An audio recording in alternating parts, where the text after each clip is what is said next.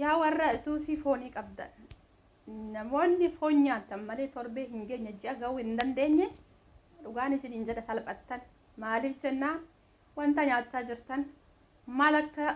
eessaa akka dhufe wanti sun garamii akka dhufe wanti beektan hin jiru waan ta'eef namoonni baay'een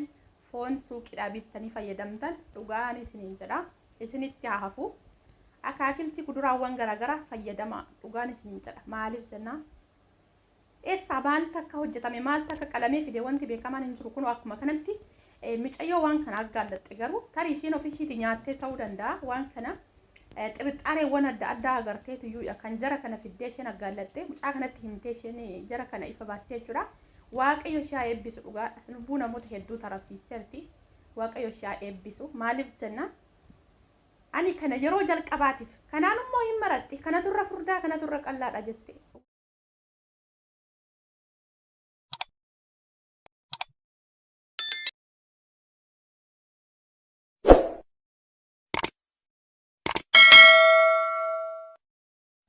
Ashama harka fuudhee akkam jirtan hordoftoota chaanala kootii kan taatammatti keessanuu nagaan rabbii lafaaf iddoo jirtanitti isiniif haa baay'atu akkam turtan akkasaa kana geessan ani obboleettiin keessan nagaa guutuurraa qaba nageenya nama bukkee ture isin birallee jiraatu isiniin jechaa namoonni chaanala kana faaraa taatan sabiskiraayib laayik gochuudhaan maatii keenyatti dabalama kan maatii koo turtan immoo hanga yoona yaadawwan garaagaraan na deeggaraa turtan galatoomaa galata guddaa na biraa qabdu isiniin jechuu jaaladha deebi'ee dhufee jira akkuma jalqaba irratti argitan kana jechuu waan akka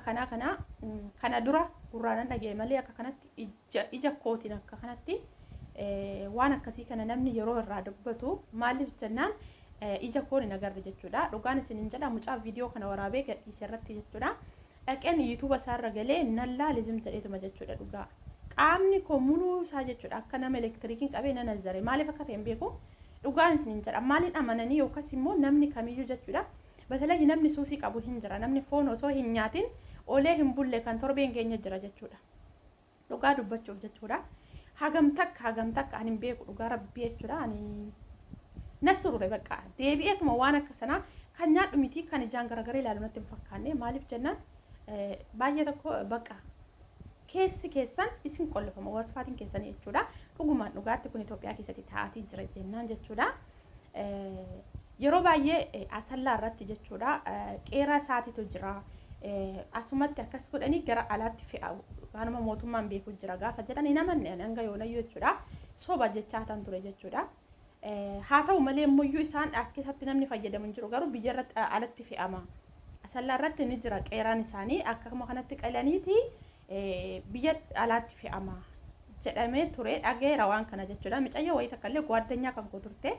mucayyoo asiiti na bukkee asumaa jechuudha natti himte gaafa isheen akkatti natti himtu hin amannani amma viidiyoo mucaan kun waraabee jechuudha dhugaa rabbii irra galee naqee ilaalee kanaanummoo hin maratti kanatu ta'a sanatu ta'a jechuudha dhugaa rabbii ana wasfaati kun na qollofamedha nama suusii isaa qabu nama osoo nyaatiin torban hin geenyetu jira isaan elbaanyi dhugaan isin jedha maaliif jennaan ani akkanattu jechaanu akkumatti jaanuu argee gana wasfaati kun na qollofame dhugaa rabbii jechuudha maaliif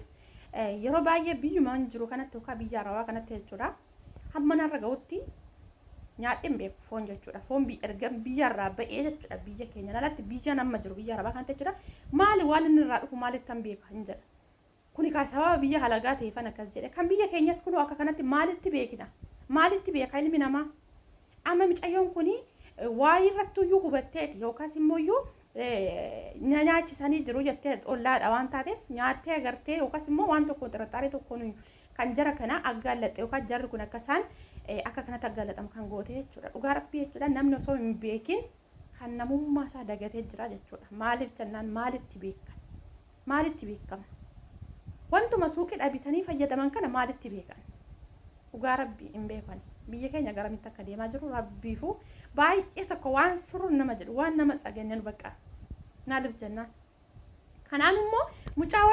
halbee waraanuudhaaf silmayyuu lama taanii qaluuf jiru ta'ee ana akka isaan hangalle isaatii sanatti jechuudha akkamittiin akka viidiyoo kana waraaban bicha difratii isaan qaban dhugaan siin jedha baay'ee tokkoon isaan galateeffadha waan akkasii kana jechuudha nama waan akkanaa kana dalagu addabaabayii irra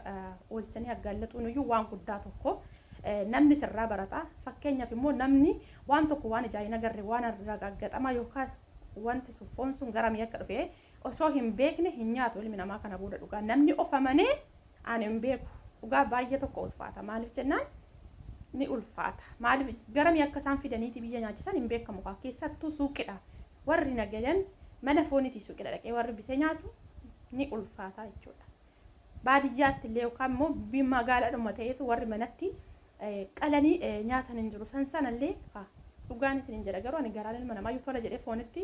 hin beeku ani dhugaa akka kootitti jechuudha keessi koo na surre akka nama elektiriikiin qabee dhangi koo muluu jechuudha nana zare gaafa isheen kana wayya kana ta'a kana sana wayyo itti hin maratti kanaanu dhugaan isin jedha innaa obboloota ko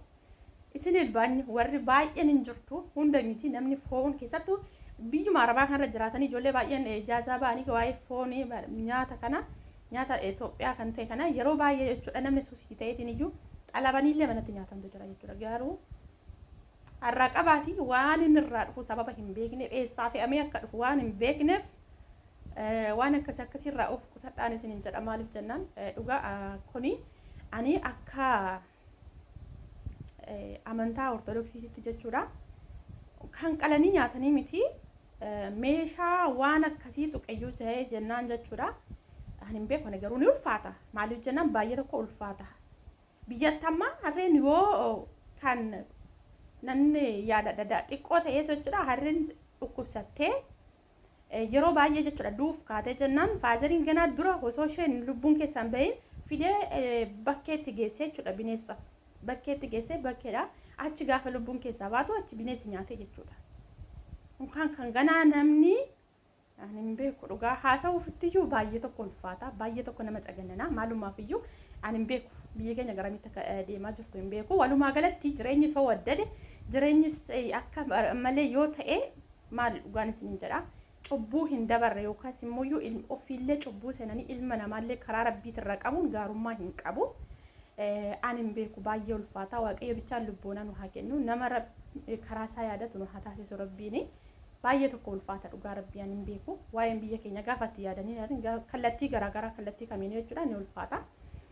jireenya hagamta akka yoo waddade waan akka kanaa dalaguun ni ulfaata ani Itoophiyaa keessatti ani kana yeroo jalqabaaf arguu kooti akka kootti jechuudha namoonni biraa tarii kana dura warri agartan jiraachuu dandeessanii amma biyyoota arabaa kanarratti biyyoota tokko jechuudha biyyoota hunda miti ni jiru biyyoota tokko amma biyya nani jiru bahariin keessatti nam tokko jechuudha wanta fakkeenya kurbiyaanii jedhamu isaa bishaan keessaa guuran kana iyyuu jechuudha gaafa nani funyaanittis maaksii godhadhee harkatti illee waan kamiin iyyuu nu nyaannaati akka kanatti lagattan ani taa'ee biyya keenya keessatti nyaatamu wanta argee nyaannee hin beekne waan ta'eef shittaa isaatu iyyuu gaarummaa hin qabu jedhan niitiin kan koo sababa nama gaarii taateef malsiin biraanatti hin deebisu sa'aatii sana osoo nama tokkotti giddiin iyyuu iddootti nyaachisantu jira jechuudha darbee immoo iyyuu biyyoota garaagaraatti immoo iyyuu nan argaa kan wantoota garaagaraa illee jechuudha maqaa dha'uudhaaf nu ulfaata maaliif jennaan ijoolluma Itoophiyaawwi keenya ta'anii namni simbirroo illee iddootti nyaatamtu jira jechuudha kanan argee Itoophiyaawwidhuma ta'anii yeroo viidiyoo waraabanii gadhiisan jechuudha yeroo hojjetanii simbira jechuudha dhugaa biyyoonni akkasii kun illee sila maaliifi jalqaba kaaniyyuu jechuudha wantoota nyaatan sana addaan hin qoddatanii waan argatan nyaatan jechuudha waan kamiyyuu jechuudha garuu Itoophiyaa keessatti wantootni akkasii maaliif ani dhugaan hin jedhu biyyi keenya biyya eebbifameedha garuu amma ga'ee biyyi badaa jira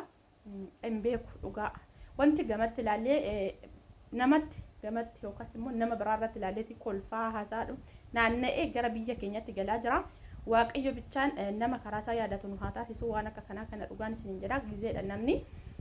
kallattii kamiin iyyuu iyyatee waan akka kanaa kana ofirraa dhaabsisuudha nama waan akkasii sana dalage maaltu beeka namoonni baay'ee nama dhuguma foon horiiti yookaan foon saas jedhamee bitanii nyaachuu danda'anii manuma jara kanaati jarri kun amma manuma sattuyyuu qalaniitti kan gurguraa jiranii gogaa maalidha mucaan jedheetitti morma miilan dhiittee jala dhoskiti jechuudha akka inni gogaa sana hin laalle miilan dhiittee jala dhoskiti jaartittiin jechuudha garuu already kaameraan isaa waraabaa jira hin agarre isaanii dhugaa mucayyoon sun iyyuu waaqayyo ishee eebbisu baatee mucaa kanatti himtee akka kanatti jarri kuni ifa ba'uun isaaniiyyuu waan guddaadha maaliif lubbuu namoota baay'ee tarabsiisu maaliif jennaan dhugaan isin jira namni sirriidha noormaalidhuma jedhee fidee nyaatee dhukkubsachuu danda'a maaltu beeka kanaaf baay'ee tokko ulfaata nama akkanaa qoqqobanii tuniyyuu aggaalaxuun sirriidha wanta sirrii yookaan karaa sirriidha wanti isheen dalagdee jechuudha mucaa kanatti baga himteen jedha akka gama kootiitti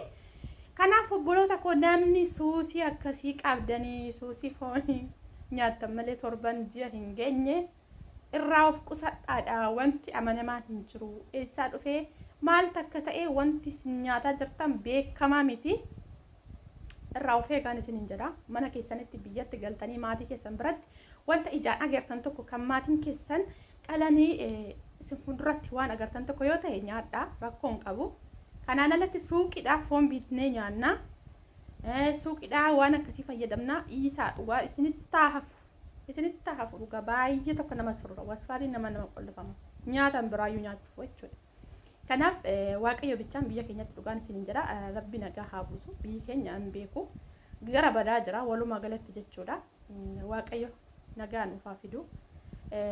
hundumtuu harka rabbii jira harka namaa osoo hin taane harka rabbii jira inni karaa isaa nutti agarsiisu karaa seexanaan fuuldura haa dhoksuun isiniin jedha